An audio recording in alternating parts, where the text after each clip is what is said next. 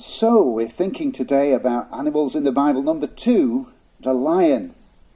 Now actually, you might wonder if the lion appears much in the Bible, or did you actually know it from another book, from The Lion, the Witch and the Wardrobe and all the Narnia tales?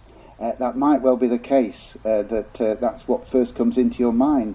And actually there was a wonderful interview that C.S. Lewis once gave, because as most of you will know, in The Lion, the Witch and the Wardrobe, the lion is the Christ figure. He's a noble character who calls people to follow him, who brings healing and salvation, and who ultimately gives his life but rises again. And C.S. Lewis once said something very interesting, which I'm just going to read out to you. And he was trying to say that we shouldn't think of the lion, Aslan, as just a sort of symbol of Christ. It was more than that. It was his imagination of how Christ might have been incarnated if instead of coming into this world, he'd gone into the world of Narnia, which is quite an astonishing thought. He says, in reality, Aslan is an invention giving an imaginary answer to this question: what might Christ become like if there really were a world like Narnia, and he chose to be incarnate and die and rise again in that world, as he actually has done in ours? This, says Lewis, is not an allegory at all. I just thought I'd mention Aslan, because you can't really talk about lions in the Bible in the 21st century without thinking about Aslan. And the second thought that might come into your mind is that, well, I've been to the Middle East, I've been to the Holy Land, and I don't think there's any lions there. So why is there so much talk of lions? As a matter of fact, Mike and Sue sent me a little bit of footage, which I might have shown you if you'd been inside, of a film that they took of a lion. I think they were safely inside a Land Rover at the time. But unless that was in Longleat Safari Park, I'm pretty sure that would be in sub-Saharan Africa, which is the only place you'll find lions these days. But back then, back in certainly Old Testament times, lions were throughout the Middle East and Asia. And so they pop up a lot, quite a lot, especially in the Old Testament. Let me give you some examples. Some of you will know the one about Samson, the strong man, and we're told this: suddenly a young lion came roaring towards Samson. The Spirit of the Lord came powerfully upon him, so that he tore the lion apart with his bare hands. Sometime later, he turned aside to look at the lion's carcass, and in it he saw a swarm of bees and some honey. He scooped out the honey with his hands and ate as he went along. And there's another lion, another example at least. There's a prophet who comes to grief. He's riding along on his donkey, and as he went on his way, this is the first book of Kings, as he went on his way, a lion met him on the road and killed him, and his body was left lying on the road with both the donkey and the lion standing beside it. And I wonder if anyone can tell me what they think's the most famous occurrence of lions in the Old Testament. Daniel and the lion's den, that's right. The king Nebuchadnezzar had a whole collection of lions, just like some rich people today, and he kept them in a pit. And of course Daniel was thrown into that pit for refusing to worship and pray to the king instead of to his God. And that's in the book of Daniel. It's one of many adventures that Daniel has, actually, but it's the best known one. And then in the morning the king goes down to see what's happened to Daniel. And he shouts into the pit, "Daniel, servant of the living God, has your God, whom you serve continually, been able to rescue you from the lions?" And Daniel answered, "May the king live forever. My God sent his angel, and he shut the mouth of the lions. They have not hurt me, because I was found innocent in his sight." So there are actual lions. People encountered lions in everyday life. I don't know how frequently or how common they were, but they were known. But they also had a very strong symbolic value in the ancient world as well. It's still known today as the king of the beasts, isn't it, the lion?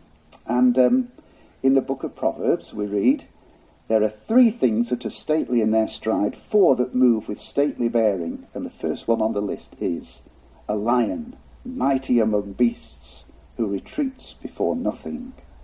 Stately bearing, he says. And then in the book of Kings, when Solomon, who's very wealthy, builds a palace for himself, as an expression of his royalty, he has lions lining the steps up to his throne. It says the throne had 6 steps, and its back had a rounded top, and on both sides of the seat were armrests with a lion standing beside each of them. And then 12 lions stood on the 6 steps, one at either end of each step. Nothing like it had ever been made for any other kingdom. But Solomon also built the temple, the first temple to the Lord. And again, as an expression of God's majesty, there were the lions as part of the decoration. On the panel between the uprights were lions, bulls and cherubim, and on the uprights as well. Above and below the lions and bulls were wreaths of hammered work. There's a long description of all the fancy decoration of the temple, but lions featuring there. So a symbol of royalty. We'll come back to that. They're also a symbol of great strength. They can't be resisted. They're so powerful. Nothing can stand in their way. And when King David was talking about the late King Saul and his son Jonathan, who had just died, this is how he described them. In life they were loved and admired, and in death they were not parted. They were swifter than eagles. They were stronger than lions. So lions represent strength as well. But they sometimes represent something much darker and more sinister, something which is vicious, cruel, evil, and to be resisted at all costs. And David himself knew this, because when he first met Saul, all those years earlier, it was when he was still a shepherd boy. And this is what he says to Saul when they're talking about who's going to fight the Philistine Goliath. David said to Saul, "Your servant has been keeping his father's sheep. When a lion or a bear come and carry off a sheep from the flock, I go after it, strike it, and rescue the sheep from its mouth. When it turns on me, I seize it by its hair, strike it, and kill it. Your servant has killed both the lion and the bear. This uncircumcised Philistine will be like one of them, because he has defied the armies of the living God. The Lord who rescued me from the paw of the lion and the paw of the bear will rescue me from the hand of this Philistine." And one other piece of writing of David's is one of the Psalms, and he wrote this at a time when he was everyone was ganging up against him. You might know Psalm 22 because of the opening words, O God, why have you forsaken me?" which Jesus quoted as he hung on the cross. But later on, as the psalmist describes feeling completely overwhelmed by people and events and circumstances, this is how he describes that feeling. "Many bulls surround me, strong bulls of Bashan encircle me, roaring lions that tear their prey, open their mouths wide against me." So the lion is something fearsome and vicious and cruel. Now when we go to the New Testament, very few mentions of lions. In fact, you've got to go all the way to nearly the end of Paul's letters to get the first one. And it's Paul again describing a situation where he was really under pressure and where he was in great danger. Not sure what that danger was, but this is what he tells his friend Timothy in his letter. "The Lord stood at my side and gave me strength, so that through me the message might be fully proclaimed and all might hear it. And I was delivered from the lion's mouth." And then also in the New Testament, again with this picture of the lion as a threatening and evil presence, we have these words from Peter. "Be alert and of sober mind. Your enemy, the devil, prowls around like a roaring lion, looking for someone to devour. Resist him, standing firm in the faith. So you get a flavour of what the Bible, of the significance that the different Bible writers give to the lion. But as we move towards the end of this exploration of the lion, we move into something which is profound in the hope and the promise that it holds out to us and to all mankind.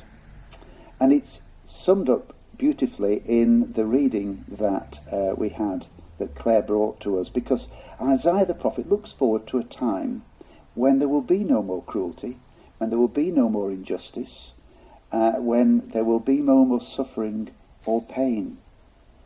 Through Isaiah, God says, I will create new heavens and a new earth. The sound of weeping and crying will be heard no more. Never again will there be an infant who lives but a few days, or an old man who does not live out his years. My chosen ones will long enjoy the work of their hands. No longer will they build houses and others live in them, or plant and others eat, nor will they bear children doomed to misfortune. For they will be a people blessed by the Lord. And then how does Isaiah encapsulate this vision of a new world where there's no infants dying, or people born into slavery and poverty? This is how he does it. He says, the wolf and the lamb will feed together, and the lion will eat straw like the ox. They will neither harm nor destroy on all my holy mountain. And how does God bring that about? How does he bring about that amazing and much needed transformation of reality? Well, he does it, of course, through his Son. And that brings us to the final image and use of the lion in the Bible. And it actually comes right at the end of the Bible, in the book of Revelation. And in the book of Revelation, Jesus is described as many things. If you remember last time I was saying he was described as the Lamb upon the throne. But he's also described or named as the Lion of Judah. Do not weep. See, the Lion of the tribe of Judah, the Root of David, has triumphed. The Lion of the tribe of Judah. A little bit lost on most of us, and to understand it we need to go right back to the very beginning of the Bible and to the book of Genesis. And you might remember that Jacob had 12 sons, and they made up the 12 tribes of Israel. And on one occasion, Jacob is saying a little bit about each of his sons, and this is how he describes his son Judah. Judah, your brothers will praise you. Your hand will be on the neck of your enemies. Your father's sons will bow down to you. You are a lion's cub, Judah. You return from the prey, my son. Like a lion he crouches and lies down. Like a lioness, who dares to rouse him? The scepter will not depart from Judah, nor the ruler's staff from between his feet, until he to whom it belongs shall come, and the obedience of the nations shall be his. That amazing vision of this person is so much more than Judah himself ever achieved, but who will one day come and fulfill that prophecy, of course fulfilled in Christ, the Lion of Judah. And finally, all of that might seem a little bit esoteric, although I think that the way the Bible uses some of these pictures of lions and of others is incredibly rich. But maybe you just want to finish just by reflecting on the sheer glory of a God who can create a beast as great as a lion. And I've got this lovely book called Wonderful Earth, which we've had since our children were small. And as you go through it, it makes you think about all the different things that God has made. And I just want to share one page with you in this book. So we started with the Lion, the Witch and the Wardrobe, and we end with Wonderful Earth. Amen.